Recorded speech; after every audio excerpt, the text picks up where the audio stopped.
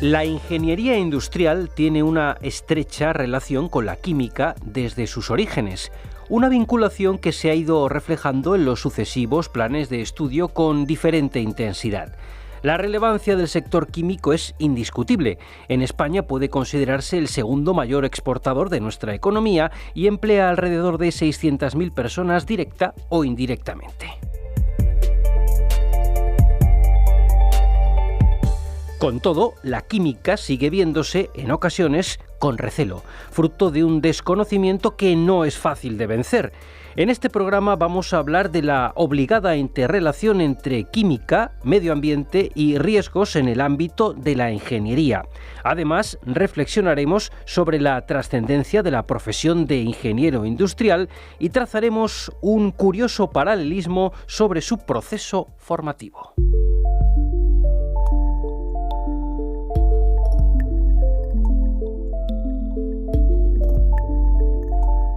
Los contenidos que vamos a abordar forman parte de la lección inaugural de este curso 2019-2020 en la UNED, pronunciada por el profesor que ya nos acompaña.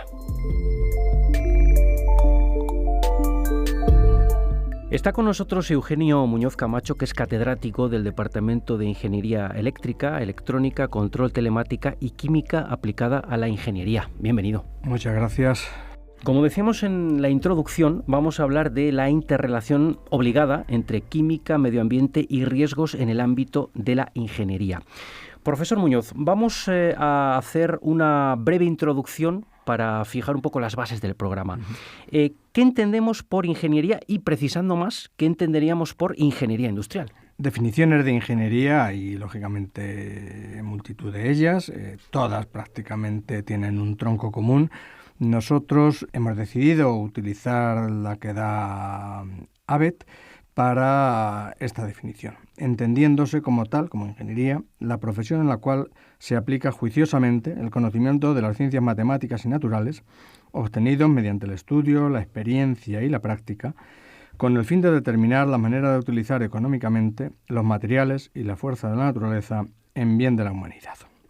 Todo esto tratamos de llevarlo dentro de la ingeniería industrial y para ello hemos tratado de ver un poco qué dice la Academia de Ingeniería y qué dice el Instituto de la Ingeniería de España en todo ello. Para interrelacionar ingeniería industrial con ingeniería, lo que hemos hecho ha sido acudir por una parte a la definición que da el Instituto Americano de Ingeniería Industrial y por otra al Manual del Ingeniero Industrial, propio nuestro. Sobre esta actividad se indica que es aquella que está encargada de diseñar, conformar, explotar y mantener los componentes integrantes del sistema hombre-máquina. Para ello, debe resaltarse que mientras los componentes específicos, mecánicos, instrumentales, fuerzas de impulso y procesos químicos, entre otros, los proporcionan normalmente los ingenieros especialistas en esas materias, la integración concreta de esto con el factor humano, con el fin de diseñar sus tareas e integrarlas correctamente en el sistema, corresponde al ingeniero industrial en su vertiente más generalista. Es decir, la ingeniería industrial trata en esta relación de hombre-máquina de adecuar todos los procesos y hacerlos dentro del factor humano para obtener los mejores resultados posibles. ¿Y cómo se trasladan todos estos fundamentos a la preparación de los futuros ingenieros, a los planes de estudio y a sus competencias profesionales? Y yendo un poco más allá, ¿cuál sería la importancia de esta titulación en el contexto empresarial actual y su reconocimiento a nivel internacional? ¿Cómo trasladamos todo esto? Fundamentalmente diseñando planes de estudios que tengan esas componentes que indicamos. Primero, una base fundamental en las materias principales, matemática, física, química, dibujo, son las bases de toda ingeniería y en concreto, lógicamente, de la ingeniería industrial. Tras ellas debemos poner una serie de materias que lo que hagan sea ir un paso más allá y conocidos ya, teniendo claros estos conceptos básicos, tratar de ajustar y razonar la ingeniería como tal. Asignaturas del tipo de termodinámica, termotecnia, electrónica, electricidad en su conjunto, forman ese nuevo paquete obligado, troncal prácticamente para todos los ámbitos de la ingeniería industrial, las distintas especialidades. Y por último, un tercer bloque en el que están ya las que consideramos como materias finales, ya de aplicación directamente.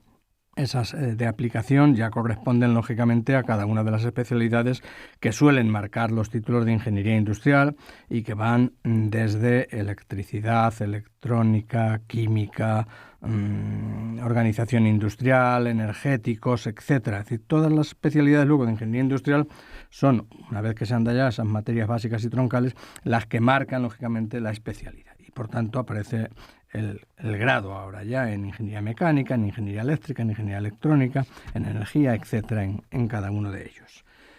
Y una base muchísimo más generalista, que es lo que nosotros tenemos en la UNED y otras universidades lo tienen de forma similar, que es el grado en tecnologías industriales. Es el grado más generalista, donde no hay específicamente asignaturas terminales de aplicación inmediata, sino que se concibe un poco más como un grado que da paso al máster. Su finalización es en el máster, la aplicación final es en el máster, donde se concluyen todos esos desarrollos que anteriormente habíamos comentado. Eso es lo que le da pie, lógicamente, a terminar con los conocimientos suficientes y las aptitudes suficientes para ejercer la profesión de ingeniero industrial reconocida para poder firmar como tal. Posteriormente, cada vez es más necesario tener un reconocimiento exterior y por lo tanto hay distintas certificaciones de personas, en este caso certificaciones como ingenieros, que lógicamente lo siguen muchísimos de nuestros alumnos y que cada vez es más necesario para determinados tipos de trabajo certificarse no solamente en ingeniería, sino en un ámbito concreto de la ingeniería.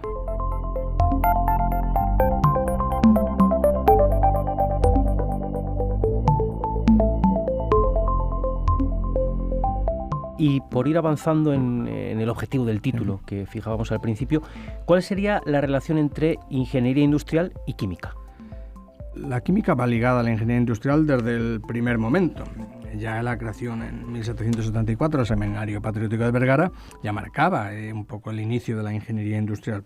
Posteriormente hay un decreto fundacional de la carrera de ingeniería industrial, que es el decreto de Seija-Lozano, y termina prácticamente en 1857 con la denominada entonces Ley Moyano, que alcanza la ingeniería industrial en la categoría de enseñanza superior, en todo ello. La química es, junto con la mecánica, las dos primeras especialidades en que hace la ingeniería industrial.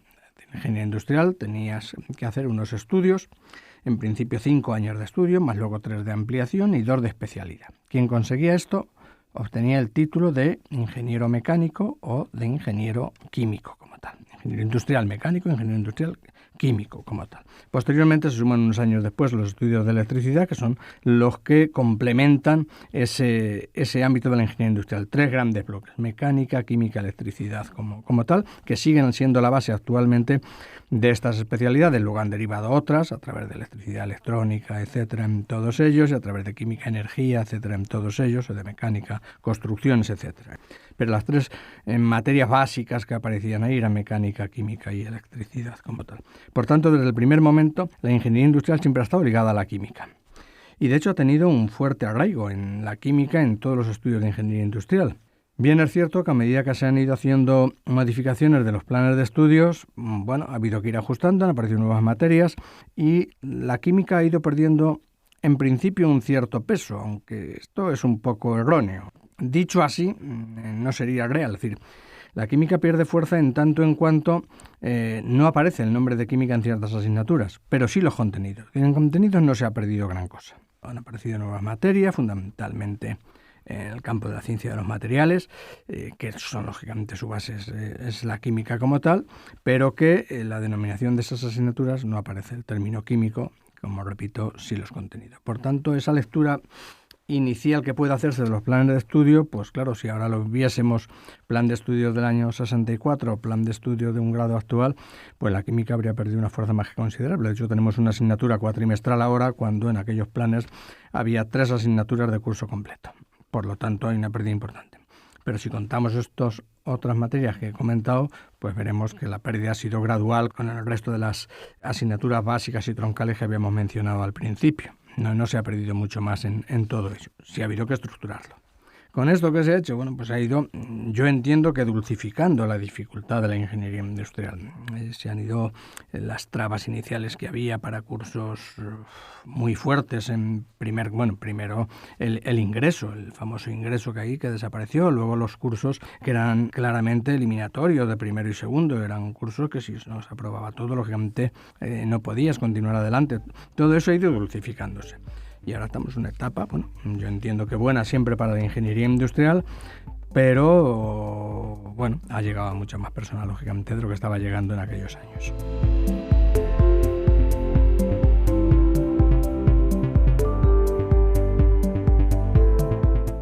Después de hablar un poco de ese peso y de esa importancia de la química en los actuales planes de estudio, vamos a hablar en concreto de lo que es el sector químico, porque ¿cuál es, profesor Muñoz, el peso, la importancia de este sector en nuestra economía y por extensión en la economía mundial? Los datos más generales indican que hay del orden de 20 millones de personas que directamente están involucradas con el sector químico a nivel mundial. Y de ellos, pues alrededor de 600.000 son los que corresponden a España. En España tiene un peso claramente amplio, no hay más que seguir los diferentes estudios que hace la Federación de Empresas e Industrias Químicas, FEIQUE, y ver un poco esa evolución. Actualmente, para el caso de la economía española, pues alrededor de 600.000 personas estarían vinculadas al sector químico.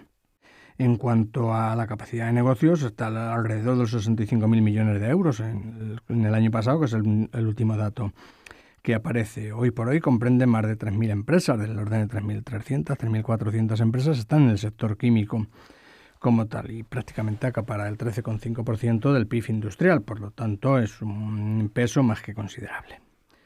Con todo este peso económico y este peso social que acabo de indicar, deberíamos incrementarlo y así hay distintas instituciones que valoran muy bien el papel de la química y de la ingeniería, sobre todo en cuanto a temas de abastecimiento, de alimentos, de agua, etcétera, de salud, de seguridad, de medio ambiente, y viendo cómo la química ofrece respuestas a estas necesidades de la sociedad actual.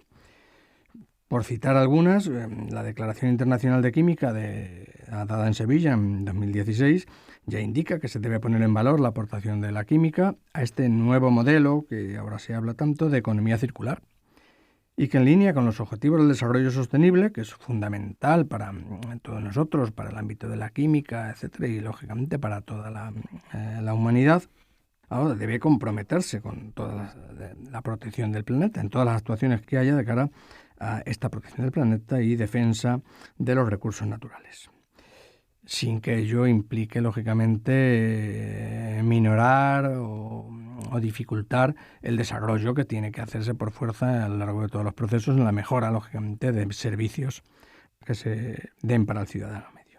Hablar de desarrollo sostenible sin tener en cuenta todos estos temas que he comentado, que están marcados, por otra parte, por la ONU, pues no tendría mucho sentido. Es la química la que aporta estas soluciones como tal, soluciones de encontrar nuevos productos que mejoren nuestro bienestar económico y social sin generar problemas adicionales al medio ambiente.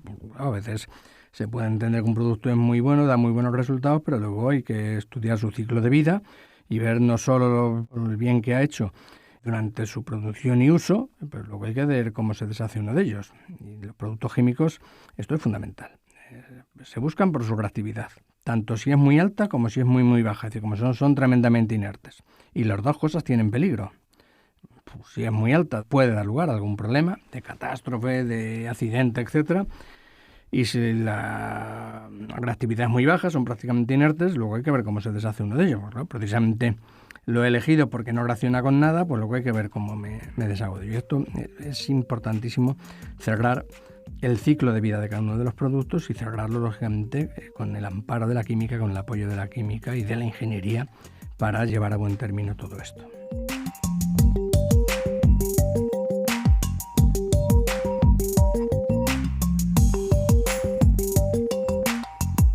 A pesar de esto que nos está comentando y de esas aportaciones que hace la química a ese reto de lograr un desarrollo sostenible, sigue existiendo cierto recelo, ¿no? Se puede hablar de que existe una especie de quimiofobia ¿Por qué está sucediendo, o sigue sucediendo esto, mejor dicho? La química, como todo, es un problema general de desconocimiento de lo que hace y del temor que desata frente a algún problema que sea originado.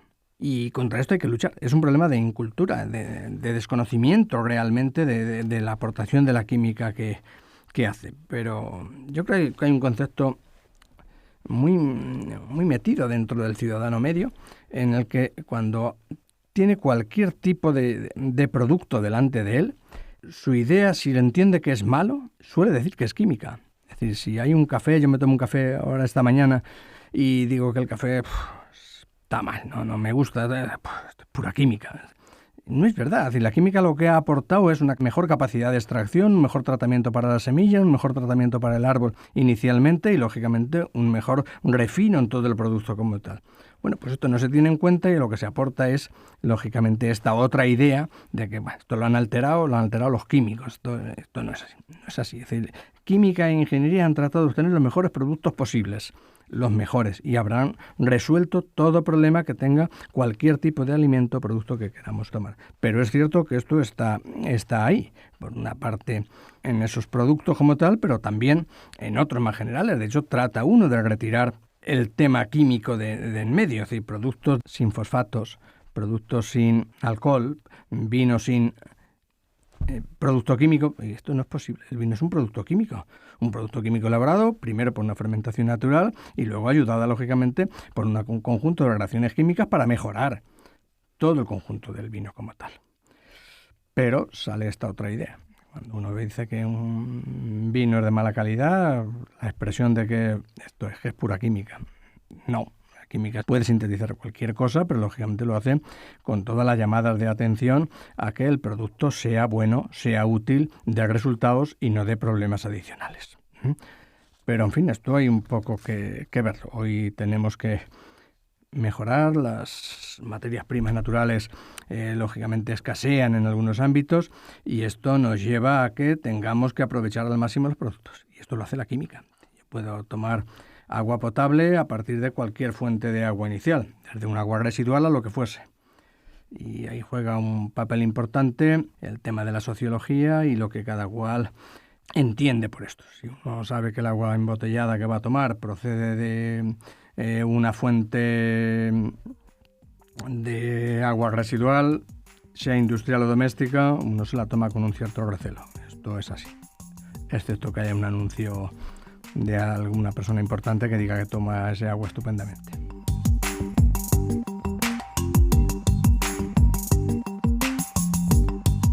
Dentro de este concepto negativo, erróneo, como estamos escuchando, se vincula muchas veces a la química con la accidentabilidad. ¿Qué podemos hablar de este terreno y también dentro ya de los terrenos de la siniestralidad y de la prevención, que también es muy importante? Sí. Como comentaba anteriormente, al producto químico se le busca por su reactividad, fundamentalmente, por que sea tremendamente reactivo o que sea extremadamente inerte. Es decir, una reactividad conocida. En el momento que conozco su reactividad, debo conocer cómo trabajar con él, cómo manipularlo, cómo almacenarlo, etc. Porque, lógicamente, esa propiedad por la que yo lo he buscado entraña, lógicamente, unas dificultades de manipulación, transporte, etc. Bueno, pero con esto tenemos que jugar y esto hay que asumirlo como tal. La industria química es de los sectores más seguros, de los sectores donde menos accidentabilidad hay, pero los temas son tremendamente llamativos y tienen un eco tremendo en la sociedad como tal, de alarma social. Crea una alarma social. Hay un temor a cualquier tema químico que pueda aparecer. Solo lo supera el miedo al tema nuclear. Entonces, cualquier escape químico, por pequeño que sea, genera un problema serio. Pero es que además, si vemos un poco cómo nos aparecen, pues claro, aparecen en las noticias siempre la química porque ha habido un problema. Ha habido un problema o de una explosión, o de un accidente importante, o de cualquier otro tema que vayamos a tratar. Los casos son múltiples. Si citamos algunos, desde el tema del camión cargado con propileno que explota, matando en un camping un número de personas más que considerable en todo ello, hasta las llamadas últimas que ha habido en televisión de forma continua con buques cargados de petróleo o de crudo petrolífero, o de productos petrolíferos en sí, donde se ve como ese accidente da lugar a esa pasta química negra, untuosa, etcétera, que da una mala imagen en las playas, en los acantilados, en las aves, en los peces, lógicamente, viendo animales totalmente impregnados de esa pasta como tal. Esto es lo que sale en televisión de continuo. No que eso se ha limpiado posteriormente y que se han hecho antes multitud de tratamientos para que esto no se dé. Esto es general. Es decir, cuanto más lucha la química con tratar de defender el medio, es el agente principal de defensa del medio. Química e ingeniería se vuelcan en todo ello. En cada momento se buscan soluciones que en ese momento son las mejores, por eso están ahí. Temas conocidos como el vertido de ácido al mar a través de un buque que navegaba a una velocidad determinada y vertiendo un determinado caudal de ácido. Esto luego se retiró, pero de momento estaba aprobado. Había una normativa específica para ver cómo se vertía esto. Claro, el ejemplo no puede ser peor porque deja una estela de muerte por donde va circulando el buque. Esto se retira, pero esto estaba aprobado inicialmente. La química no era la responsable de esto. La química fue la solución de cómo se podía evitar eso y verter de otra forma o eliminar de otra forma este residuo. Ahora últimamente ha estado en el tema de Huelva tratando de limpiar todo lo que era el polo industrial como tal. Y claro, ¿qué había? Pues lo más llamativo que hizo fueron las famosas balsas de fosfoyesos, pero esto es que estaba aprobado. Estaba aprobado por el antiguo Ministerio de Obras Públicas y por la Agencia del Medio Ambiente. Se controlaban las escorrentías, se veía un poco el daño que podía hacer y se buscaban soluciones alternativas. Ha habido unos años en que esto ha estado aumentando tremendamente porque la cantidad de fosfoyeso que aparece en la producción de ácido fosfórico es enorme, ¿no? Y yo veo la reacción como tal, se produce tanto residuo como producto principal, ¿no? Por la estequiometría de la reacción. Bueno, a esto también se ha dado solución desde la química, se ha aportado esa solución. Pero a veces queda esto, que es por un lado lucha la pureza de los procesos, la defensa del medio, y luego por otro parece ser que está la química, que es la culpable de que esto suceda. No, la química es la que ha dado la solución para que estos problemas se arreglen, se solucionen, se busquen otras alternativas muchísimo menos dañinas para el medio, manteniendo lógicamente el progreso. Y por contra, frente a toda esta visión, sin embargo, existe una especie de ingenierofilia, ¿no? ¿De qué estaríamos hablando? La ingenierofilia la había definido como la sensación que tiene la sociedad como tal, el ciudadano medio, de que se trabaja bien en ingeniería y que los ingenieros es algo que aportan una solución a problemas reales. Entonces se tiene una buena imagen. Esa buena imagen de la ingeniería es lo que he denominado esa ingenierofilia, y que se da en multitud de sectores. No hay un sector concreto que tenga una buena imagen, el sector de ingeniería aeronáutica o el naval. Es en general la ingeniería la que tiene esa buena imagen. Y los datos son claros para ello.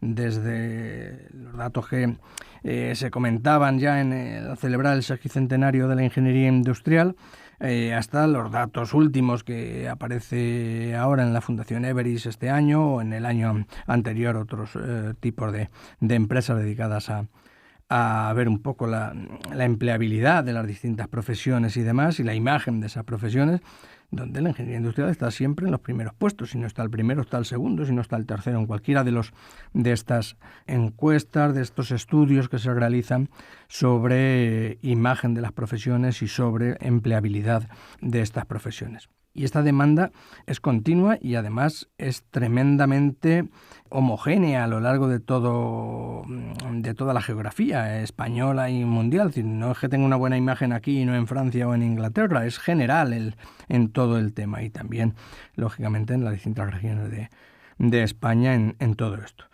Por eso tenemos a veces que defender esta profesión y exigir el rigor que entendemos que hace falta, de esfuerzo que les cuesta a nuestros alumnos seguir adelante con estos estudios de ingeniería. La ingeniería no es fácil. Y para una universidad como la UNED, en unos estudios a distancia, yo comprendo la dificultad que pueda tener para ellos. Pero no hay datos reales de alumnos que frente a la dificultad expresen su idea de que lo único que hay que hacer es, que es hacer más sencillas, más plausibles los distintos estudios. No. Uno está orgulloso de lo que ha hecho, del esfuerzo que le ha dedicado y de cómo con ese esfuerzo ve unos resultados claros en todo ello. Yo creo que esta idea general de buena imagen de la ingeniería está extendida en todos los sectores, de alumnos, profesores, profesionales en todos los ámbitos. Más de 100.000 ingenieros industriales hoy trabajando que dan pie, lógicamente, a crear esa sensación de que solucionamos problemas.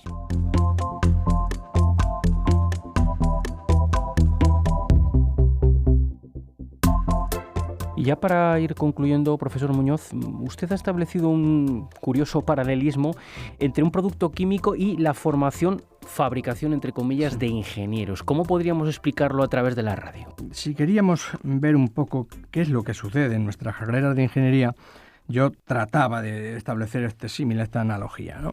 ¿Qué diríamos? Un producto químico, primero hay que elegir, claro, dentro de los productos químicos, uno que tenga una amplia demanda y que sea además referencia de todo el sector químico. Y eso solamente puede hacerlo con un ácido o con un álcali. Como ácido sería el sulfúrico, el más empleado con mucho, y como álcali es el carbonato sódico. Y elegí el carbonato sódico para ello. ¿Y qué hice? Bueno, pues ver un poco cuál es el proceso de fabricación. Primero, ¿por qué se busca? Es decir, ¿por qué quiero este producto? Pues tanto el carbonato sódico como los ingenieros se le busca por su amplísima aplicabilidad y por su buenísima imagen en todos los sectores. Es que yo preciso la ingeniería como preciso el carbonato sódico si quiero trabajar. No hay proceso industrial que no precise un álcali para algo. Como entendemos que no hay sector de la sociedad en el que no precise un ingeniero para poder aportar soluciones a los problemas del día a día que pueden aparecer en todos estos ámbitos que estoy estudiando, seguridad, medio ambiente, etcétera, en todos ellos. Entonces, elegido el producto, pues hay que ver cómo se fabrica. Pues yo digo, mire usted, yo tengo que tener un proceso industrial, tengo que conocer el proceso. Conocido el proceso, tengo que ver quiénes son, en este sentido, la materia prima de la que voy a partir. En este sentido, estaba partiendo en el carbonato sódico, estaba partiendo de sal, ¿no? De sal común como tal. Luego tengo que ver un reactivo, que aquí era, lógicamente, el ácido sulfúrico. ¿Para dar qué? Para dar un producto principal y unos subproductos o residuos. Esto que estaba muy bien inicialmente para el carbonato sódico, unos años después dio pie a que, claro, ya no se tenía en cuenta solo el producto principal, sino y que eran los residuos. Y ese tratar de enjuagar los residuos, pues dio pie a que este proceso se le pusiese, digamos, entre comillas, se le pusiese en cuarentena, hasta que finalmente, lógicamente, quedó sustituido por el proceso Solvay. En la ingeniería industrial pasa igual. Inicialmente se busca un producto donde una serie de personas, de alumnos potenciales, tratan de ingresar en la escuela. Porque el producto que se está buscando es el ingeniero. ¿Quiénes no pasan? Pues mire usted, de eso en principio no hay preocupación sobre ello. Estamos preocupados por el producto principal, por el ingeniero. Eso no se tiene en cuenta. Pero a partir de unos ciertos años, esto comienza a variar. Ya no son los alumnos de ingreso, sino que ya empiezan el plan 57, 64, etcétera. Y ahora tenemos que ver que hay muchos alumnos que entran en la escuela y que no terminan. Y entonces nos preocupamos también por esos alumnos que no terminan, por esos abandonos. Bueno, pues el proceso es el mismo que en ingeniería industrial. Y ahora digo, bueno, ¿y cuál es el proceso? El proceso lo tenía la fábrica en el caso del carbonato sódico, lo tiene la escuela, la universidad. Es la que tiene el ver cómo se hacen estos ingenieros. Entonces, con ellos nos hace falta un plan de estudios determinado, que tenemos que acoger en base a lo que anteriormente había comentado de tipos de asignaturas. Ahora, ¿cuál es la materia prima de partida? Obviamente el alumno, pero ¿qué formación tiene el alumno para llegar a la ingeniería industrial? Al igual que en el caso del carbonato sódico, no puedo partir de cualquier materia prima. No puede partir. El símil que se ponía del agua de mar, que tiene de todo un poco, pero demasiado poco de casi todo, es así. ¿Yo puedo obtener oro a partir del agua de mar? Sí. Pero obviamente sería impensable que nadie fuese esa vía la que emplease para obtener. No es así. ¿Qué hay? Pues claro que habrá, pero una cantidad tan sumamente nimias que no tiene acción ninguna desde el punto de vista de un proceso industrial. Pues en el caso de la ingeniería industrial estamos en la misma. No vale cualquier tipo de alumnos para estar ahí. Tendrá muy buena voluntad, tendrá lo que sea, pero si no tiene una formación previa determinada va a tener problemas serios para ir adelante. Y lógicamente la escuela tendrá que volcarse, la escuela, el profesorado, tutores, etcétera, tienen que volcarse para moldear esa materia prima hasta conseguir el producto final. Porque si no, claro, empieza a haber un conjunto de abandonos que son más que significativos y por lo tanto preocupantes para todo ello. Esta es la idea. Entonces nosotros tenemos que coger en la escuela, claro, el proceso es en la escuela en sí con el plan de estudios, la materia prima es el alumno, el reactivo es el profesorado, tutores, etcétera, que están tratando de formatear esa materia prima para obtener un producto final ingeniero y que ineludiblemente, además de los ingenieros que terminan, hay, digamos, otros alumnos que se retiran en el primer año, en el segundo, etcétera, y por lo tanto, claro, en la terminología que habíamos empleado del proceso industrial químico, allí claramente eran los subproductos o residuos. Aquí les llamamos abandonos, pero al final la analogía vale claramente para unos y para otros. Y al igual que sucede en el caso del carbonato sódico, también a la hora de ingeniería, resulta que nos estamos volcando, si cabe, mucho más en los abandonos que en los que terminan. Hay menos seguimiento sobre las personas que terminan, sobre nuestros titulados, que de los abandonos, porque tratamos de solucionar esos abandonos, porque no queremos que abandonen.